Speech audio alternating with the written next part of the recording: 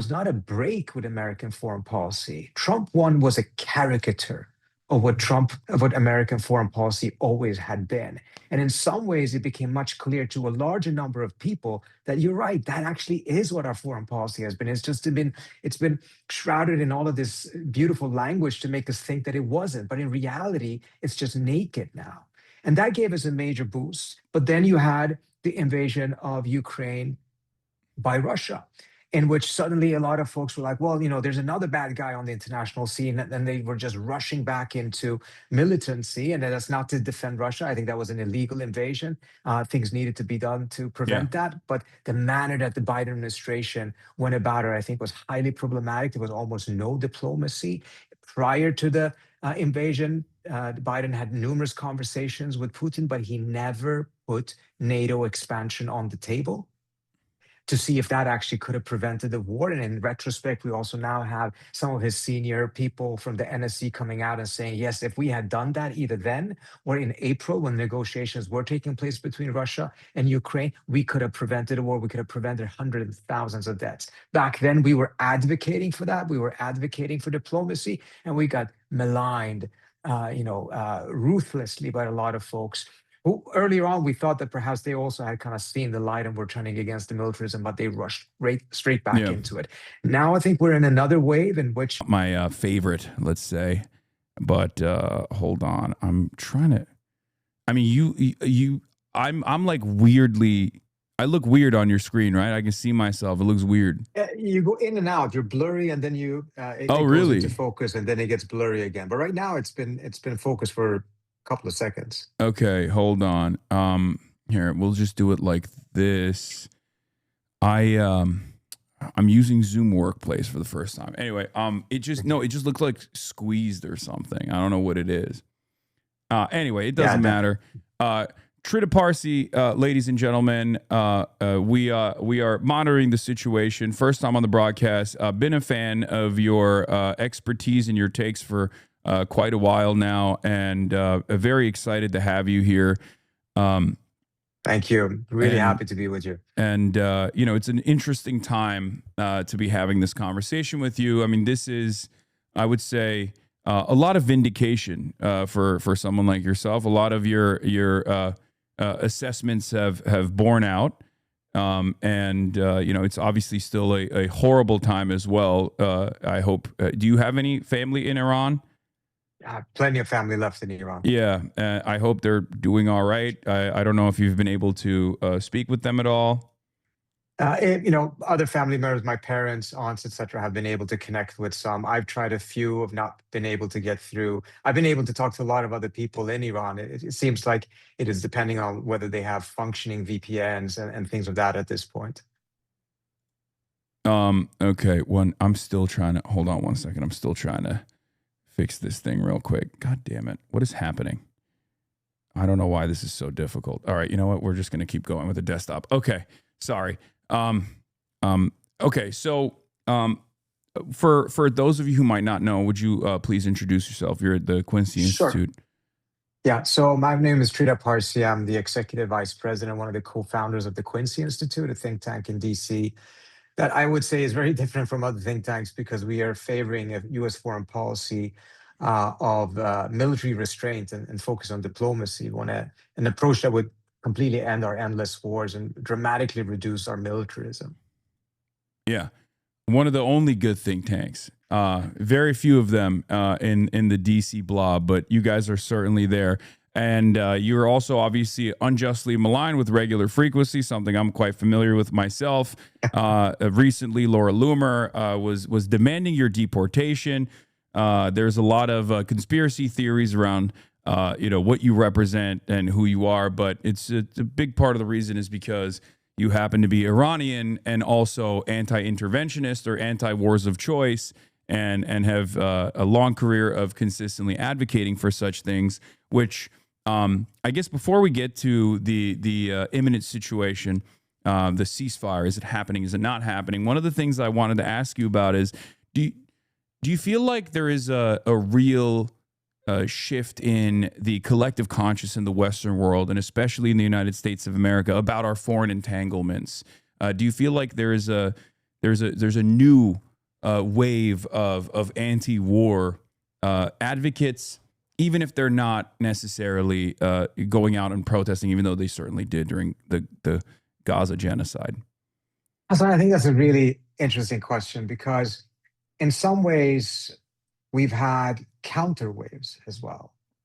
So, for instance, I mean, the reason why Quincy could have been founded was precisely because there had been the failures of Afghanistan, Iraq, all of those interventions had led to a scenario in which there was a significant degree of lack of confidence in the direction of American foreign policy, an elite consensus that had also had kind of collapsed, and that opened up the window in which you could push through new ideas and new frameworks, new entire paradigms of foreign policy. So when we were founded in 2019, we were definitely riding on a wave in which it was clear that new thinking was needed, and some of it was actually because of Trump. In our view, Trump won was not a break with American foreign policy. Trump one was a caricature of what American foreign policy always had been. And in some ways, it became much clear to a larger number of people that you're right, that actually is what our foreign policy has been. It's been shrouded in all of this beautiful language to make us think that it wasn't. But in reality, it's just naked now. And that gave us a major boost. But then you had the invasion of Ukraine by Russia, in which suddenly a lot of folks were like, well, there's another bad guy on the international scene. And then they were just rushing back into militancy. And that's not to defend Russia. I think that was an illegal invasion. Things needed to be done to prevent that. But the manner that the Biden administration went about it, I think, was highly problematic. There was almost no diplomacy.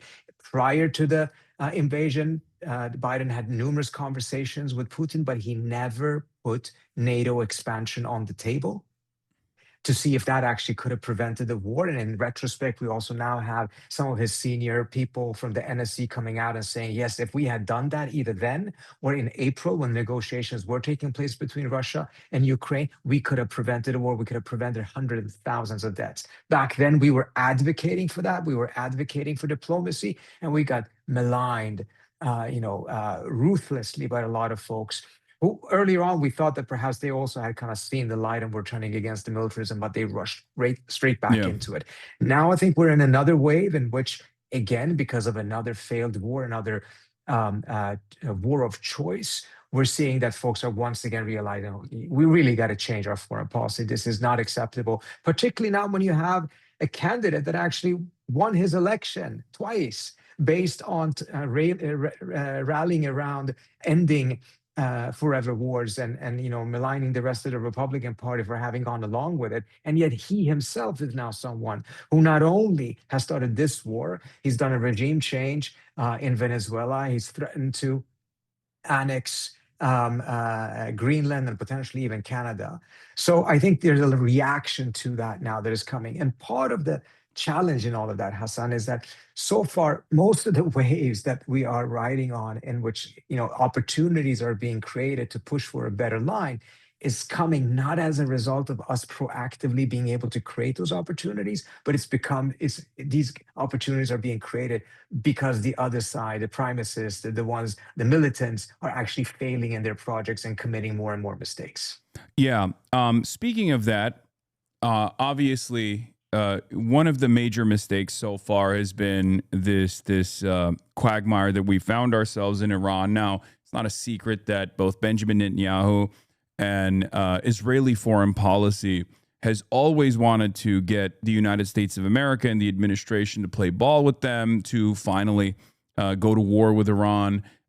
It kind of feels like, and I want to hear your perspective on this, it kind of feels like the Israeli objectives here were somewhat at odds with the American objectives. The broader American objectives are regime change, have a pliant regime or a pliant government that will play ball with the United States of America, whereas Israel's objectives here broadly seem to me to revolve around complete destabilization, creating a failed state in Iran, regardless of what the impact might look like in the aftermath of the balkanization, fomenting ethnic tensions and making sure that there's never a sovereign state there, or even a American puppet state there that could inevitably turn on Israel once again as it goes along with his greater Israel project. Do you agree with that assessment? Do you have any input on that? Absolutely. I think you're absolutely right. Let me add perhaps a bit of detail on it. I think from the US standpoint, for Trump's standpoint, he thought that this was going to be an easy victory. He would either get the collapse of the Iranian regime or there would be a capitulation, perhaps a Venezuela scenario in which someone else would emerge from within that system that would take over and would essentially be a pliant ally of the United States. That is not the Israeli objective. The Israeli objective always was to essentially establish a balance in the region that gives Israel complete maneuverability and dominance. And that means that they're less concerned about the nature of the regime and more concerned about their capabilities that Iran has. I wrote my dissertation on Israeli-Iran relations, and I remember in one of my trips to Israel, I had this conversation, this interview with an Israeli general who said, look, Iran and Israel used to be friends, and that's true from the 50s and 60s and onwards. But then Iran turned into an enemy. It is possible that Iran turns into a friend again, but after that, it can turn into an enemy once more. And as a result, Israel's focus is going to be on the capabilities and capacity of Iran rather than on the nature. So it doesn't matter if it's suddenly a pliant regime there, because the fear is that regime may fall.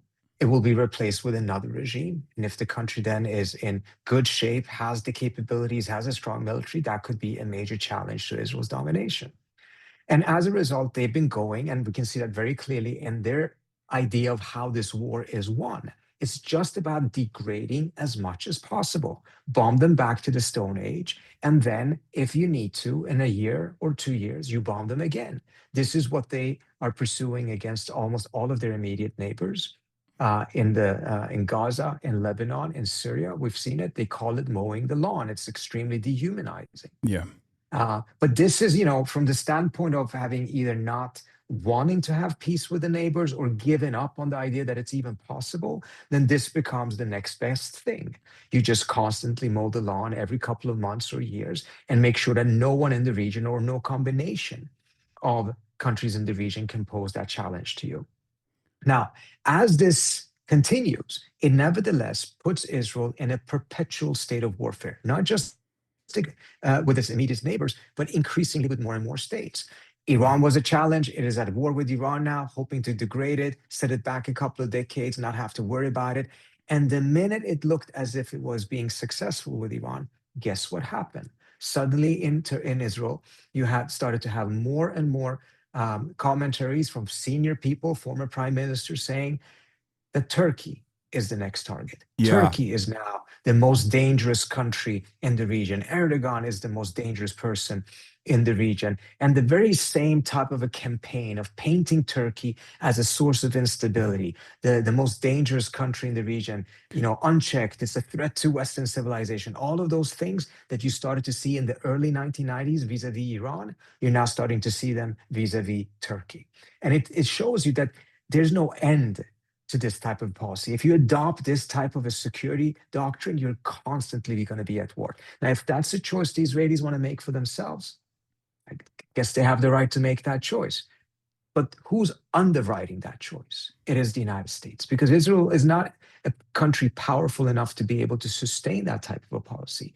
The only reason why it can be sustained is because of a constant level of military, political, diplomatic, and economic support from the United States. In fact, it's written into American law. We have in the United States a law that says that Israel has to have the qualitative strategic edge in the region, that we make sure that no countries in the region get the best type of weapons. The best type of weapons the US produces goes to Israel, and everyone else gets a second or third rate kind of weapons in order to ensure that we sustain Israel's strategic qualitative edge. Yeah, we also set back other regional actors that we have security cooperative agreements with, like Lebanon. Lebanon mysteriously doesn't have any anti-air defense systems. And in this day and age, I feel like it's impossible to maintain any sort of sovereignty without anti-air defense systems. But then you realize what Israel is doing in southern Lebanon right now, and you understand exactly why America has refused to ensure that the Lebanese standing military has any sort of serious capacity to purge invading forces, because that invading force is always going to be Israel.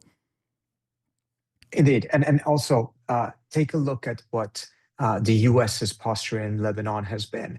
The US has agreed to and pushed with the Israelis that the Lebanese government needs to disarm Hezbollah. And in order to do so, the US has been willing to help the Lebanese army become powerful enough to take on Hezbollah, but not powerful enough to be able to deter an Israeli attack. Yeah. So we're ensuring that type of a perpetual weakness in all of the areas around Israel in order for Israel to have that sense of security, which then means that for Israel to feel secure, everyone else have to feel insecure. Yeah.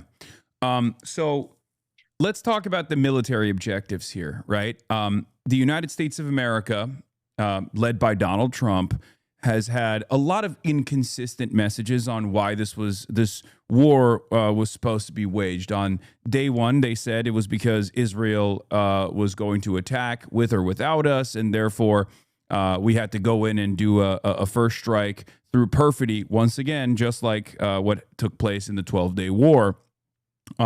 The Omani negotiators came out on U.S. television and openly explained that Iran had conceded on some of these maximalist demands surrounding the enriched uranium and where to put the enriched uranium, which Iran has consistently utilized as a mechanism for leverage in an effort to not necessarily develop nukes, which they clearly had a fatwa over and had no interest in doing, but instead as a way to bargain against the sanctions that were implemented on Iran.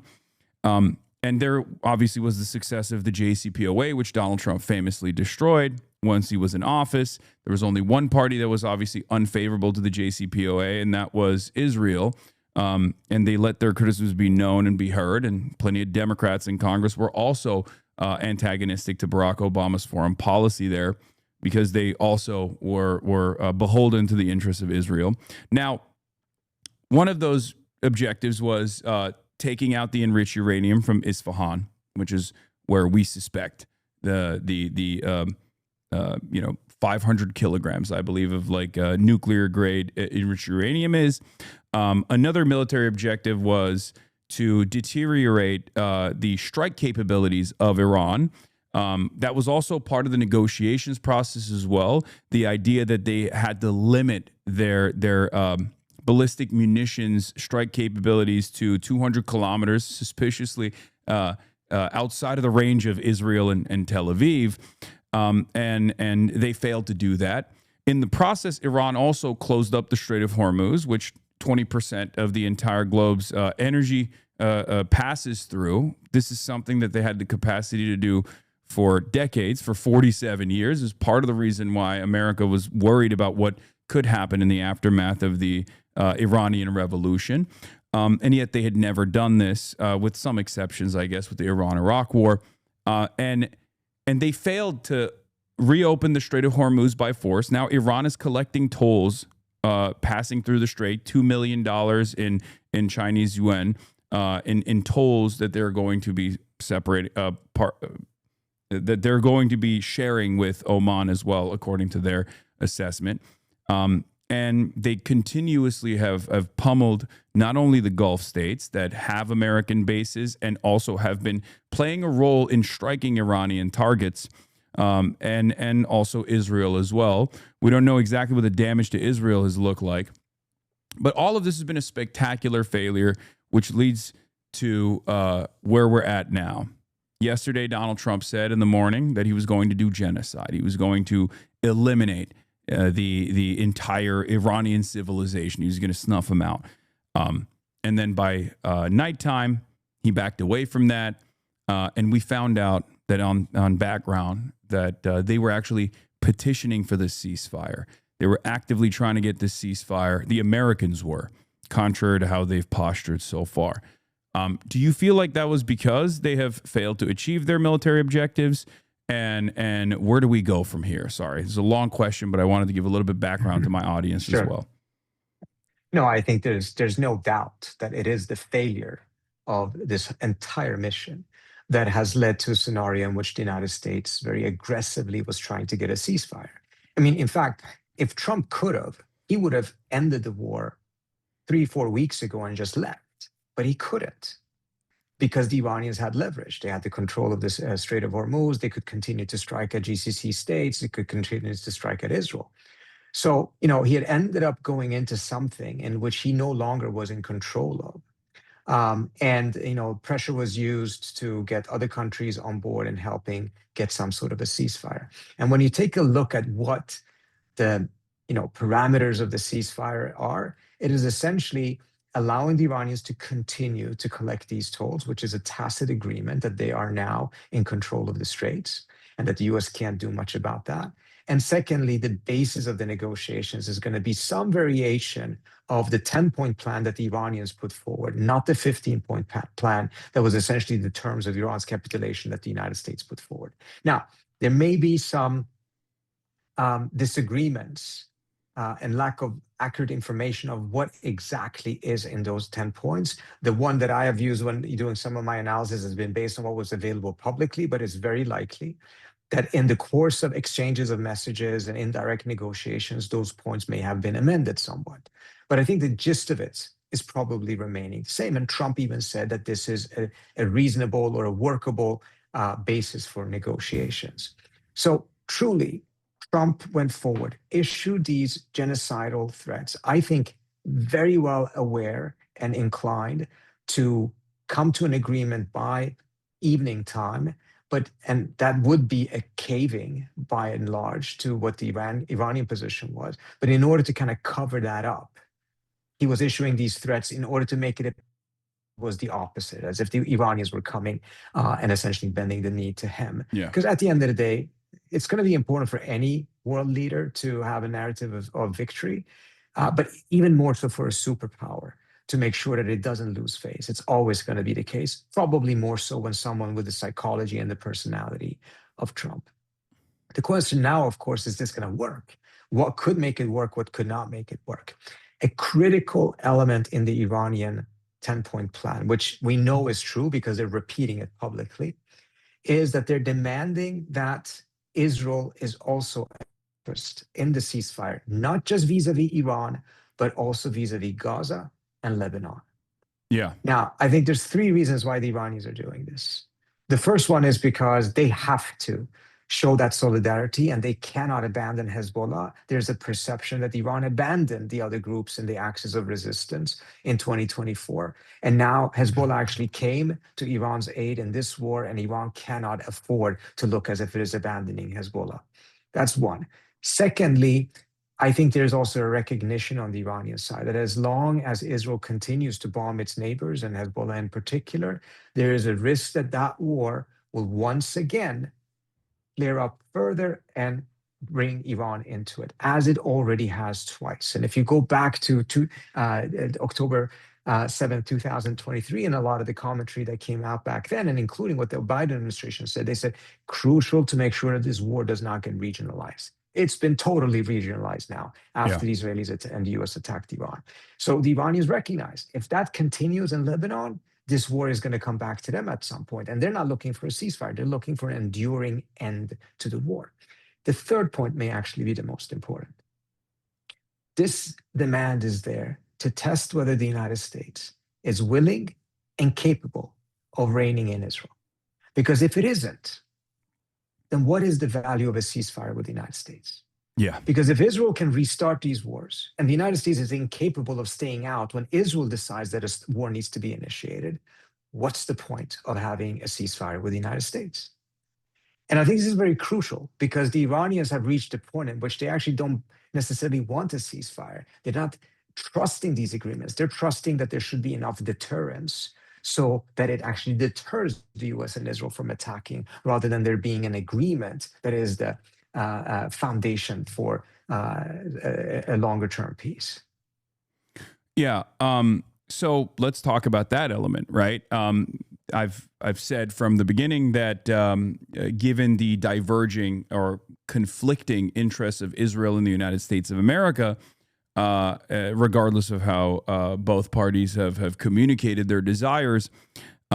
America has to rein Israel in. And this is not just the Iranian demand. This is just what has to happen in this situation, considering that they haven't been able to accomplish their military objectives. Do you feel like that's possible at all? Because since the so-called ceasefire was implemented, obviously Iran continued strikes as well on Tel Aviv. That could have been because of the way that the Mosaic defense has been structured. It's decentralized. Or it could have been for some other reason. We don't know. I'd like to hear your perspective on that. But also, Israel started bombing other parts of Lebanon, as they are known to do, in, I think, a direct effort to spoil what this ceasefire could potentially look like, because it was not a secret that they were very frustrated. As a matter of fact, there's some reporting that came out that suggested that Israel did not even know that this ceasefire negotiation was on the verge of being signed until the very last moment, and they were very frustrated by it. I mean, I saw Hebrew Twitter last night; they were going crazy over it, right?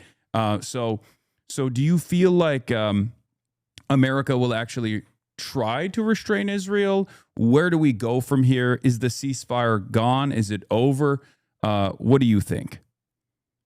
So on the first question, I think it's really crucial. It's like, can the United States do this? Can they stop Israel? I think it's actually a real problem that we've reached a point in which the superpower asks, can it stop Yeah. the country whose defense and military industry is completely dependent on the United States? The reality is obvious to me. Obviously, the United States can. It's a question of whether the president is willing to pay the political price for implementing that and pushing through that, given the fact that there's going to be a lot of resistance. You're going to have to deal with a lot of lobbies, et cetera, that are putting Israeli interests arguably in front of US interests, et cetera. That's what the real issue is, not that the US cannot do it. Because if the United States actually says we cannot do it, which was exactly what the Biden administration proudly said, I mean, what kind of superpower are you if that is the case? I mean, Yeah. to me, it's just stunning. And if you listen to Joe Kent, who just resigned from his position in as the head of Counterterrorism Center, I mean, he's laying out details exactly what the United States needs to do, the specific things that the United States needs to take away from Israel as part of this ongoing support to make it clear to the Israelis that the US is absolutely serious. And we do have examples of that in the past. We have the very famous example of how Reagan told Menachem Begin, you got to get out of Lebanon because the TV images of the massacres that Israel was causing back in 1982 was reaching American audiences, upsetting a lot of upsetting Reagan himself. And he got him on the phone and he said, you got to stop doing, you got to pull out. And when Menachem Begin pushed back, Reagan essentially said, well, then you're not going to get I think it was the F-16s at the time that the Israelis were buying. And, 20 minutes later, Menachem Begin calls back and says that we're pulling out. So obviously this can be done. In fact, it was done just a couple of months ago by Trump himself. Yeah. After the Israelis struck Doha, he really was under pressure from a lot of the states in the region that came together and demanded this of him. He told the Israelis that they have to stop. And he even brought Netanyahu to the Oval Office, had him read an apology to the Emir of Qatar. And then later on, when the Israelis denied that this happened, the White House released the footage showing that this was being done. Yeah. What Trump has failed to do is to sustain that pressure. It cannot be episodic. If you want this to stop, you have to put it on, and then you have to sustain it to make sure that the Israelis do not find a way out and then start a war or put that pressure on you again. Absolutely. They do. America does have this power, and rarely chooses to enforce it, especially under the Trump regime. We have we've, I think, changed the dynamic in this relationship. I like to say that we put Israel in the driver's seat of our MENA policy specifically, and it's obvious that it's no longer just a special ally status, but instead has a commanding role in what American foreign policy looks like, considering that the GCC states are far more valuable to the petrodollar, far more reliable as far as trillions of dollars of investment into American companies. the fact that Israel can so easily throw them under the bus and turn these American bases into missile sponges, pretty much, and shake up that relationship so dramatically implies that America's willing to take a loss here, a spectacular loss, both billions of dollars of equipment that they've lost in the process, but also a loss in its force projection capabilities, which I think are going to be far more consequential. I'll give you a perspective that I doubt that you've heard from anyone, though. Mm-hmm. I think that America getting a bloody nose in this situation is not necessarily a bad thing, but a good one, because I think it will force the United States of America to be a little bit more restrained in our endless endeavors of empire and imperialism. And I think that's ultimately going to lead to a hardened multipolarity that will force America to reconsider how aggressive we are in our force projection around the globe, and maybe even recycle some of the endless amounts of dollars that we spend on our military-industrial complex, and instead, hopefully, you spend that on ourselves, on our fixing our potholes, hardening our infrastructure. Maybe even Medicare for all, things of that nature. That's my perspective. I want to hear what you think about that. And then so look, the other question, the follow-up question to that will also be, do you feel like this is different than the military quagmire in Iran, in Iraq, Vietnam, Afghanistan, and why? So on your first question, it actually goes back to what I mentioned to you earlier on, that the kind of openings and waves in favor of a more restrained foreign policy has come as a result of the failure of these wars. So that's the trend that we have seen. I mean, it is the Iraq war and Afghanistan war that just really created a massive opening that led to Trump channeling that anti-war sentiment on the American right in 2015 and winning on it, even though all of the pundits in Washington who were all, embedded in this Washingtonian thinking of things thought that was a huge political mistake. Turns out there was an absolutely winning card for Trump. But here's what I would have much preferred that the United States, instead of getting a bloody nose, actually proactively adjusted its foreign policy in the right direction, not as a result of a mistake, but as a result of a wise, forward-looking decision, recognizing the nature of power and that we are not going to be unipolar forever. We have stopped being that. And as a result, if we want to be able to sustain a strong global position in the long term, we actually do need to have an approach that is far more careful, far less reckless, and far more focused on American interest and the American people, rather than all of this money that we're spending, 750 bases around the world. The other country that has a lot of bases around the world outside of their own territory is Russia and China. Russia has 11. China has 1 or 2. Yeah. We're at 750. It's not comparable. Oh my God. Yeah. It's just not comparable. The cost of that, the manner in which it dictates the direction of American foreign policy towards more militarism, because that's the tools that we have. We have more lawyers at Pentagon than we have actually diplomats at the State Department. What does that say about our priorities? And what does that say that with those priorities, could we easily shift in a different direction? So I think it's going to be very hard. And I'm fearful, though, that the real shift will not come unless we have really big mistakes, bigger mistakes than this one. Because at the end of the day, if I want to say something positive or give Trump credit for something, I would give him credit for taking this deal and getting out of this war. I think the outcome of this negotiation will be a failed outcome. I don't think the likelihood is that great that it will come to an agreement.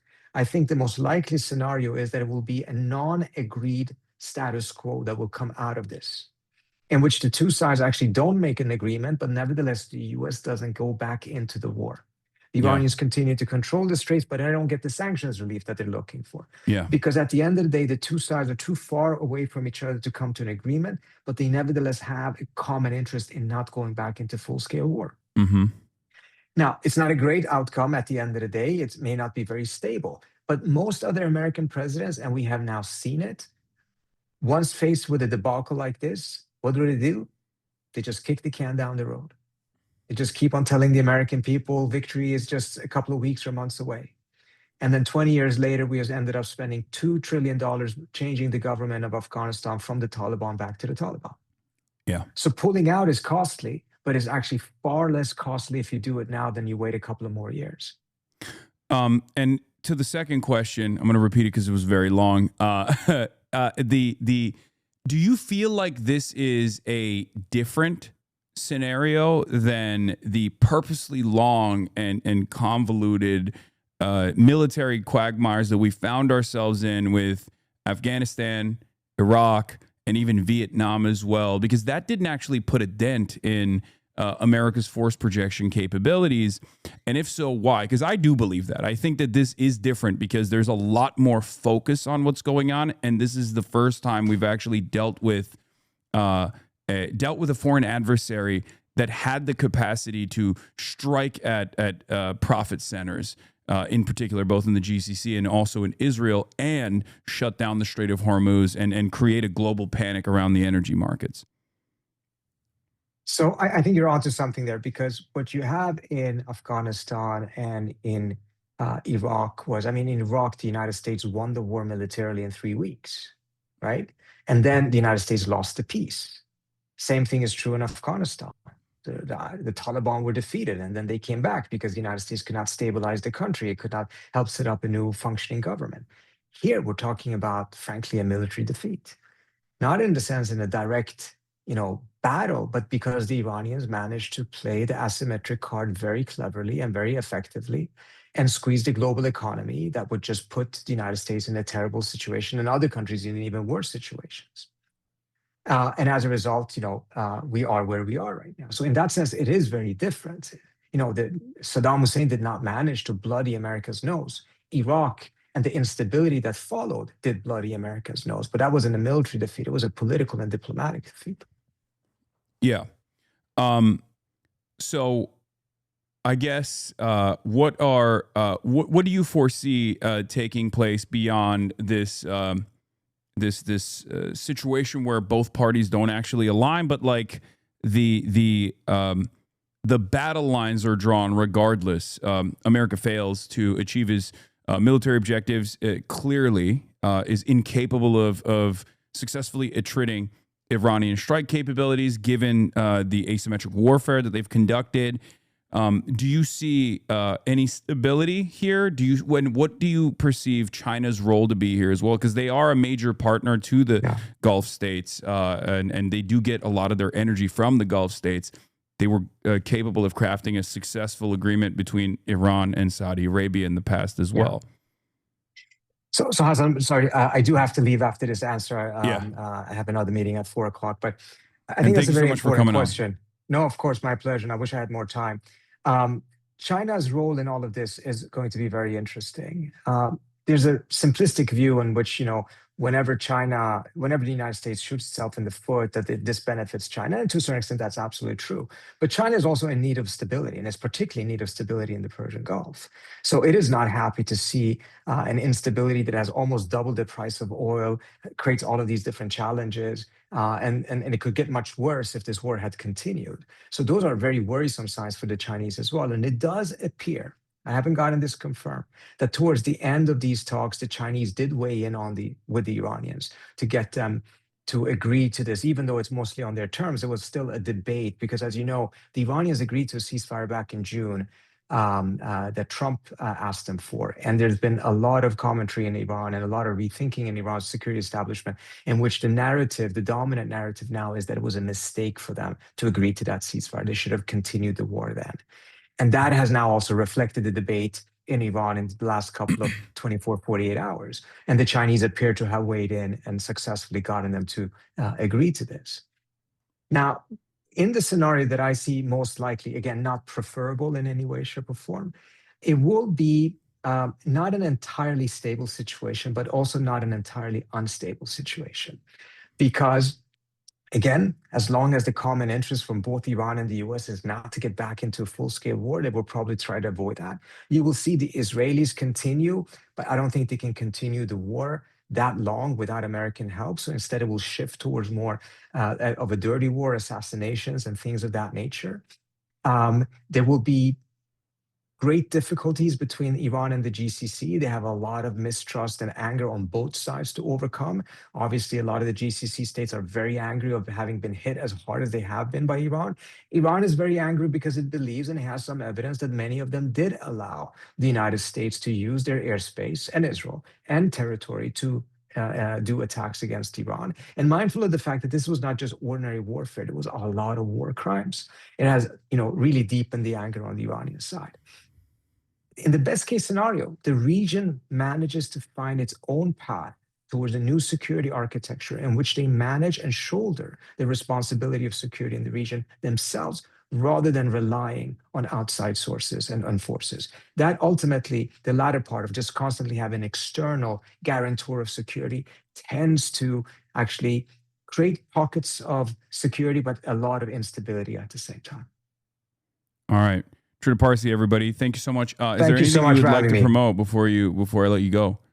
Love for the folks to follow me on Twitter at tparsi or at Substack at Trita Parsi. And you can also go and check out the website of the Quincy Institute, which is quincyinst.org.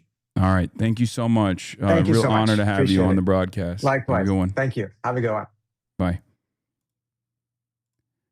Okay, ladies and gentlemen, that was, like I said, Trita Parsi of the Quincy Institute. Phenomenal voice. This was a last second interview that I secured with him, and it was really awesome that he was willing to do it. That's the reason why it was like a much shorter